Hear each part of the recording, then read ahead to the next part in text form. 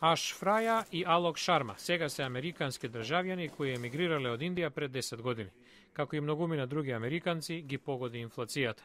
Малопродажните цени бележат годишен пораст од 2,7%, додека просечната плата по час нараснала за само дел од 1%.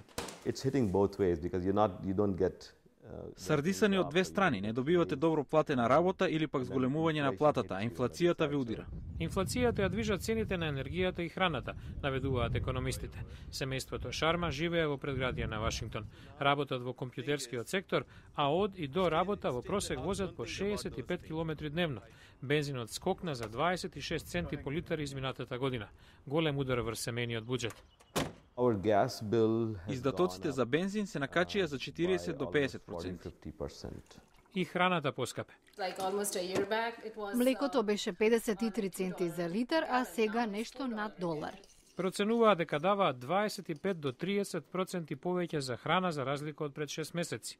С оглед на тоа што американската економија се извлекува од рецесија, економистот Дени Лајпцигер вели дека зголемувањето на каматните стапки, вообичаена пракса за контрола на инфлацијата, во случајов би можела да ја влоши ситуацијата. Средната класа трпи голем удар. Креаторите на политиката не би требало да избрзаат со одлука по цена на економскиот опоравок. Тоа би било грешка. Алок Шарма размислува како да заштедат. Може би да употреба дел од парите под перница, да ги проречат посетите на родната Индија и да користат еден автомобил заедно со соседите за на работа и назад.